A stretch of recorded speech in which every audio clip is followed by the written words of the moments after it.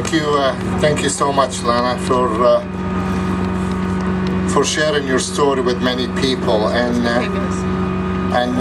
want to thank you again for bringing also the attention to this, especially as the first time having this event in Ottawa. And now I would like to, and I'm pleased to introduce to you Candlelight Vigil.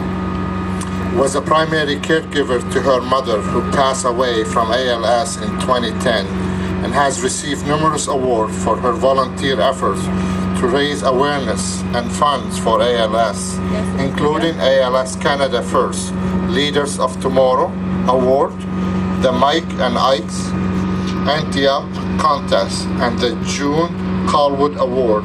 On June 10th, she will be holding her 5th annual ALS Cup for a Cure, which last year raised more than $7,000. This year she hoped to top that up. Without further ado, please welcome Candlelight. And I hope I didn't massacre your name. It is Candlelight. Hi everyone. So my ALS journey began on January 19th, 2006, when my mom was diagnosed with ALS. The one and only thing she had asked us right away was to make sure that we kept her at home, and no matter where things got to never put her in a home or an institution. So we figured we would honor that, because it was the one and only thing we could do for her. I was 21 in my 3rd year of university, having the time of my life, and I had to make the decision to move back home, which then had me commuting about an hour each day for school. So I was in school full time. So as she progressed, my dad and I had to do everything to keep her at home. We had to adjust. One of the main things was we had to split the caregiving duties between the two of us, as she did not want anyone but my dad and I to be her caregivers. So our lives changed a lot very quickly. I went to school full-time during the day, commuted an hour each way, worked part-time on weekends, and while I was doing all this, I was taking care of her throughout the nights. My dad had to switch to working steady nights and taking care of her during the day while I was either at school or working. He got maybe a few hours of sleep a day, as he had other household chores that he had to take care of. After a year or so, we had to get some help, so we had someone sit with her for 2 to 3 hours during the day to give my dad some caregiving relief. These people were absolutely incredible, and they are still part of our lives today. So this was our everyday life for 4 years. At times it was really hard, but no matter what, we wanted to make her one wish come true, which was to stay at home until the very end. On January 29th, 2010, after a long 4-year battle, my mom passed away in my arms peacefully in our home. So while I was taking care of her full-time, working part-time, and going to school full-time, I was also trying to get involved a lot in ALS fundraising. So I will quickly sum up my ALS fundraising and awareness work that I've done to date. So in 2007, I slowly started to get involved. Initially, all I did was a volleyball tournament for ALS, the walk for ALS, and the hike for ALS. In 2008, for one of my university courses, I decided to write My Life with ALS, which was used by ALS Canada as a direct mail campaign, and to date has raised over $50,000. In that year, once again, I participated in the walk and the hike for ALS, and that's when I created my first ever ALS Cup for a Cure soccer tournament, which was in honor of my mom, as I played soccer my whole life, and no matter how early we had to get up, she was always the one that would get up and go with me, even though she thought girls shouldn't be playing soccer. And with that came a lot of media attention, newspaper articles, TV articles, and to date I've raised over $13,000 and have created a lot of awareness throughout the community. So in 2010, after my mom passed away, I had a very hard decision to make. Do I continue or do I walk away? The outpouring support I received on Facebook from people I've never met in my life, telling me, you know, please don't walk away, this disease wouldn't be the same without you, just kind of kept me going.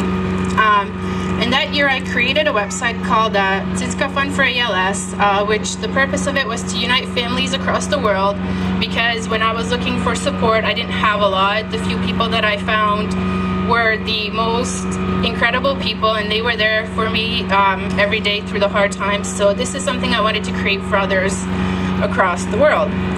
In May 2010, I won the Leader of Tomorrow from the ALS Society of Canada. In that year as well, there was the Mike and I contest, which some of you may have voted in because we sent out a lot of emails. And I won Canada's Most Inspiring Young Leader from that. As well, I hosted my soccer tournament again and got a lot of media attention. In that year, I did something a little crazy. I actually met my friend Cassie at the very beginning of my mom's illness, and what I did is I actually traveled to Colorado to meet her. I had never met her before, and her family was incredible. Her mom had passed away from ALS, and we just instantly connected.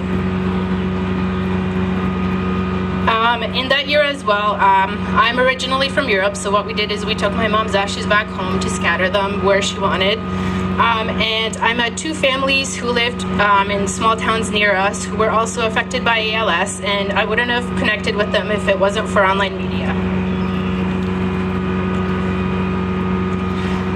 So in 2011, I traveled to Louisiana to meet some more amazing people.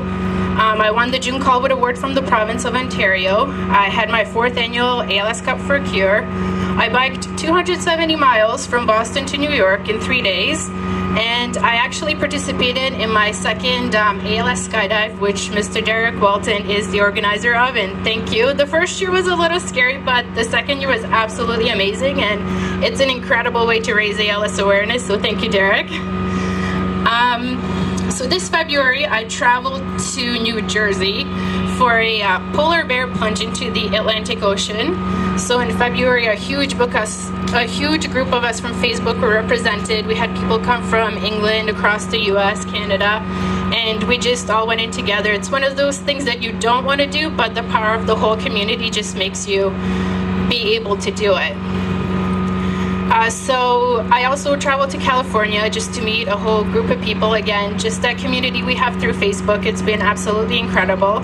I will be hosting my 5th annual ALS Cup for a Cure June 10th, and hopefully I'll be biking 100 miles in Napa Valley in 1 day. So throughout my ALS journey, I have met so many incredible people, including a lot of people with ALS. They are compassionate, caring, and most of all fighters who have and are always inspiring me to never give up on my fight against ALS until we have a cure. And just as a side note, I created an event on Facebook for this Candlelight Vigil, and currently across the US, Europe, across the globe, everyone is lighting candles right now, and they're going to be posting them on my Facebook. So thank you everyone for being here.